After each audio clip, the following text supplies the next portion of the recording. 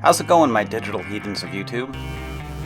J4D3 here from the Pacific Northwest, and it's like, what, December 3rd, 2016. So, what I'm working on today is character design for comic books, and that's what this is. This is a character design for a a graphic novel that takes place in basically a fantasy world.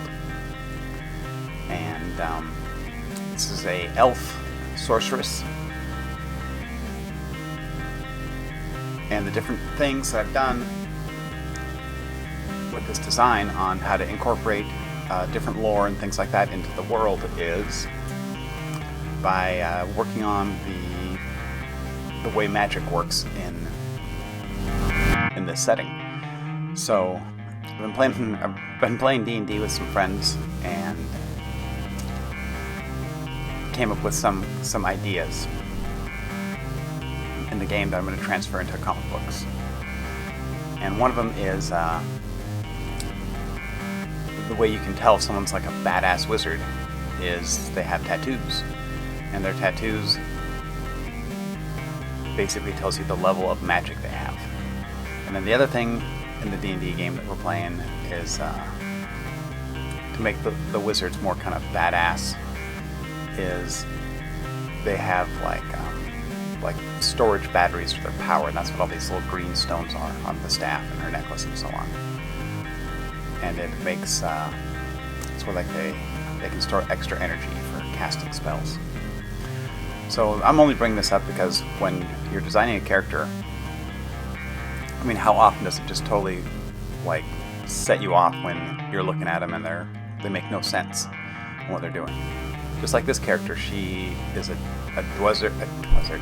desert dwelling elf, comes from a hot climate, and then the character's going to be adventuring all over the place, and she still wears like the hot, sexy, slinky harem outfit.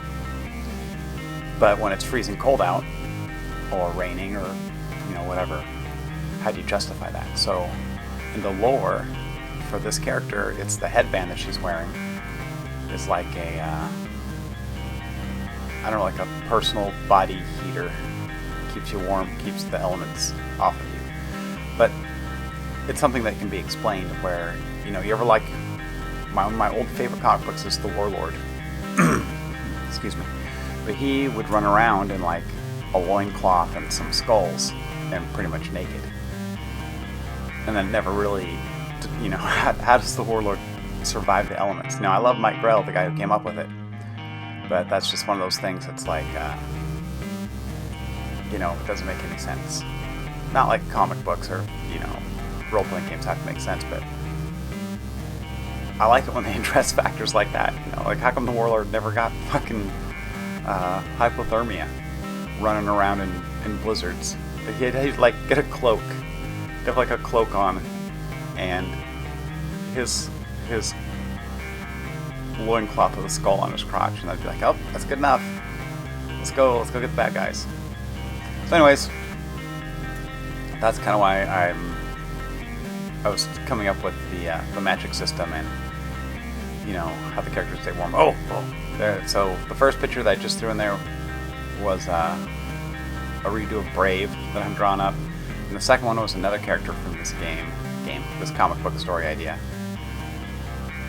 And she has a tattoo that only goes a part way up her forearm, so she's not as magically badass as this character. So that's kind of like a way of seeing the ranking. Also, when I was doing this, I really liked the idea of just having her be like a fire mage, or so I got the red tattoos going up her arm, but it just didn't look cool enough, just the monochrome. So I started adding in thinking she'd do, like you can see right here, you can see there's gray and black on her tattoo also. So those would be like other minor spells that she would be able to do.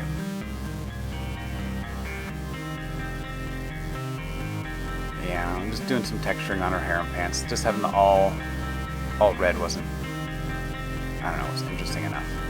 I was looking at some Indian clothing and they would have these like wraps. I don't know what they're called.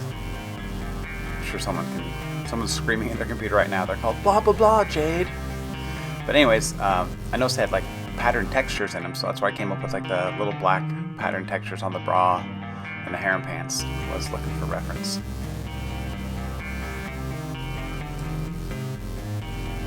For clothing ideas. So that's where that idea came from.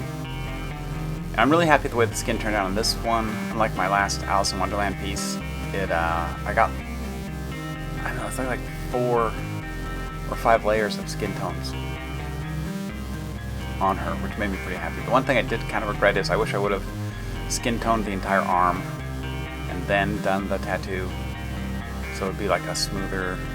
I don't know, I think it would be easier to blend and just look better.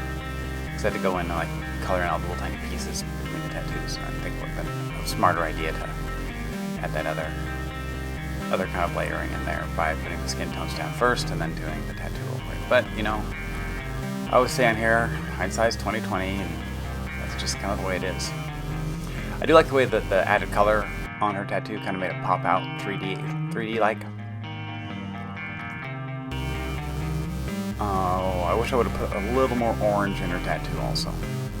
This is kind of a weird little pen. It's it's a Tombow, and like one side's gray, like this light gray. I guess it's made for like sketching prelims in the gray, and then you turn it over and use the black side to bring the details forward. But I use it as shading. Now I probably should just stick to alcohol markers for that, but I don't know. It's super skinny like a pencil, and it fits really good in your hand.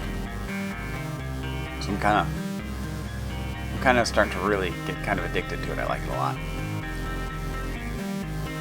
I was wondering what to do with the background, so I was going to originally draw a castle, but I'm like, you don't want to pull the character too much. So I went with this kind of like diffused, jungly looking, I don't know, foresty, jungly looking just shapes. And man, I've started using a lot of different markers on this one too. I've been taking my Prismacolors, like this one right here, and pulling out the nibs and filling up with ink, because these things are, I swear, like 10 years old, and they're all dried out and skanky. But just putting, I don't know, I wouldn't do this with my Copics, but doing it with these guys, you know, the experiment, because I've had them, I got my use out of them, and filling them up with alcohol, and then letting them sit and upside down, and then turning them right side up. It kind of like, I don't know, it works really good. They come back alive. I'm going to do a tutorial to show you guys how to do that when I'm on my Christmas break here coming up in December. And so if anybody has any old alcohol markers and they don't want to get the refill inks, this is an option. It could screw them up. It could work great. I don't know. Worked good on mine. And then finally I put in some like silhouetted branches right here to kind of show depth with the forest or jungle. I thought it worked pretty good. I was having a hard time not covering up important stuff, so that's why they only did a couple of them. It looks like she's looking through them. Well, anyways, my heathens, we're just about to the end of it. So while I outline everything in white here, I'll do my outro, which is, please Hulk smash that like button. The other thing you can do, if you are not subscribed to my channel and you like what I do, please subscribe. I really, really dig it when I get new subscribers. It makes my day. And leave a comment. Tell me what you draw next. Tell me what you like, what you didn't like. I answer just about everybody because I don't have a lot of followers, so it's easy at this time to do that. Anyways, thank you very much for watching. Peace.